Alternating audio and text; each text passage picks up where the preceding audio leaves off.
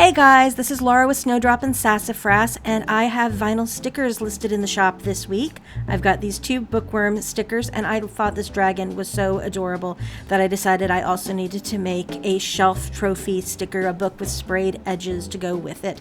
And with all these bookish things, a bookish as well. And all of these stickers, including these fun writer-themed stickers, are available in my shop. Perfect for going on your laptop, your journal, your water bottle. And speaking of journals, I am doing another week of book reviews with my book review journal stickers. And I have so many books that I have read in the last few weeks that I wanted to do reviews. And if you're wondering how on earth I get through so many of them, the answer is audiobook. My library has Hoopla, and that makes it so easy to get through books when I'm doing other boring stuff during the day, although I spend the most of my day actually doing other things. But I had Anathema on my fall TBR, which you might have seen if you saw my last video, and I did finally get around to reading it. I also, since the second book in her Eating Woods trilogy, Eldritch, came out, I have also read that. That one I didn't have on audiobook. I got that one on Kindle Unlimited to read until the deluxe edition comes out for my shelf trophy. I also read 2 books in the Bloodwing Academy series by Briar Bolin. I wrote the series name on that one, but the first book in that series is called On Wings of Blood, and the second book in that series is called The Bond That Burns. So I'm writing both of those down. I had to find what the second one's title was to make sure I got it written down properly, because I like to keep neat records of these sorts of things. In case you're wondering what that one is, that is a dark academia with dragon riders and fae and vampires. Lots of vampires. That's why it's Bloodwing. I also read the Dungeon Crawler Carl series by Matt Dinneman, the first 2 books, and that was another audiobook adventure. My library had the first one, and I got into that one because I was told this is one of those ones that you shouldn't miss out on if you can get it on audiobook, and I wholeheartedly recommend that. The voice actor for the Dungeon Crawler Carl series is so good, so enjoyable, and I completely recommend it. It is definitely worth the read, and you will enjoy that one so much more if you can get that on audiobook. The library didn't have the second one, though. They're slowly acquiring all the audiobooks for Hoopla. So in the meantime, I went ahead and got the second and hard copy and just borrowed that one from the library. And then the final one that I have for this week's reviews was also a library audiobook borrowing, Stalked by Seduction and Shadows by Maggie Sinceri.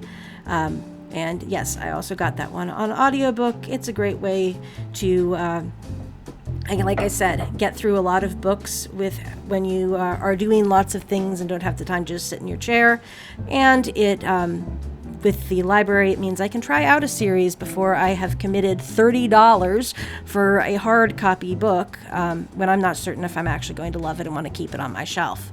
So, what did I think of these books this week? I loved Anathema by Carrie Lake. It's the first book in the Eating Woods trilogy. I gave it 5 stars. They were worth every single one of them. Carrie Lake is so amazing at writing atmosphere. That is definitely where she shines. It is the favorite part I love about reading any of her books, is she really can set atmosphere and make a world feel a certain way. In this case, gothic. This is a very dark, very spooky, very autumnal kind of feeling book. The first half of it takes place in a world that feels kind of late 19th century in terms of the fashion choices, in terms of, it kind of feels like late 19th century New England. In terms of architecture and pictures, it's a world that is polytheistic, but the feel of the particular area, they've got a one They've got their particular god, and he's a very vindictive one that they are taught. Like I said, it feels very Puritan New England in feel. But the Eating Woods, which our main character Mavis lives on the border of, Mavis is a kind of outcast of this community, are lead to a portal to another world filled with magic that is also just as dark, just as spooky. And she meets an assassin who's been tasked with killing her, Zavander, through a series of events. And their lives turn out to be far more intertwined than they initially thought. It's beautifully written. The love story is beautifully written. The characters are beautifully written, but it is very, very dark. So this would be one where I wholeheartedly recommend it, but I also wholeheartedly recommend you check the content warning, because there is a lot of very dark themes.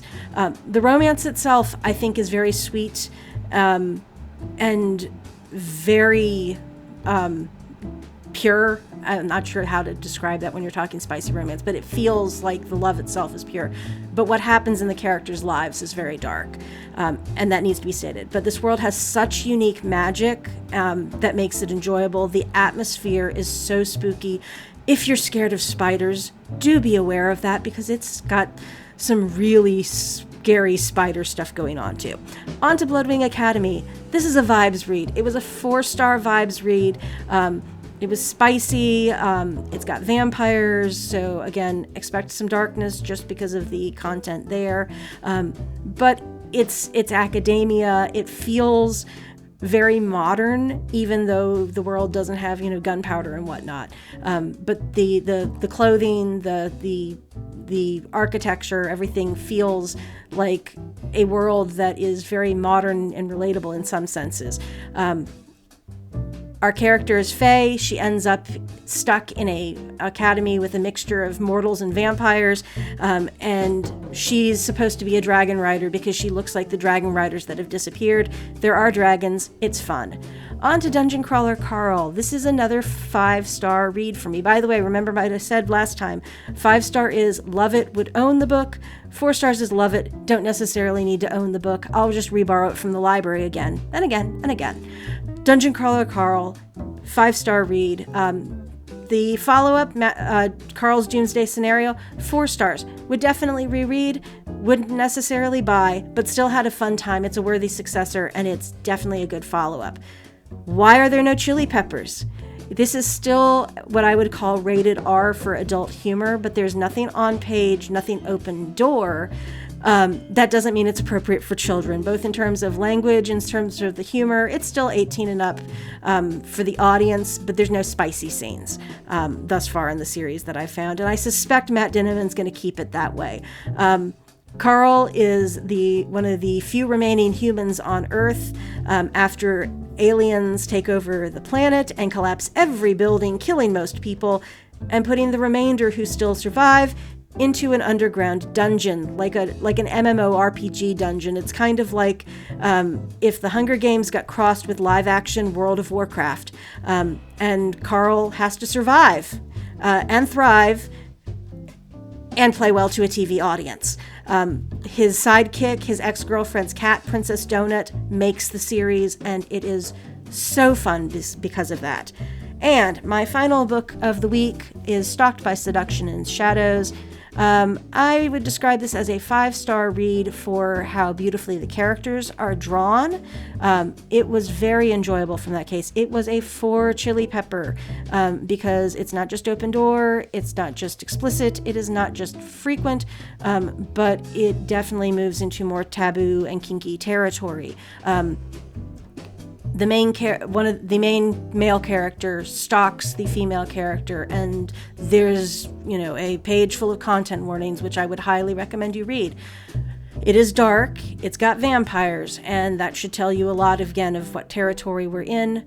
But what I would say is, like every darker romance that I have read, part of why they go into that territory is to allow for a much more emotional depth, and this book did have it. There was a huge journey that the character ended up with, and the follow-up book, which I have read but haven't written the review for, gives a lot of good emotional growth for the characters that's beautifully written. So that's it for this week. You can find me at my shop. Come buy my stickers. Talk to you later. Bye.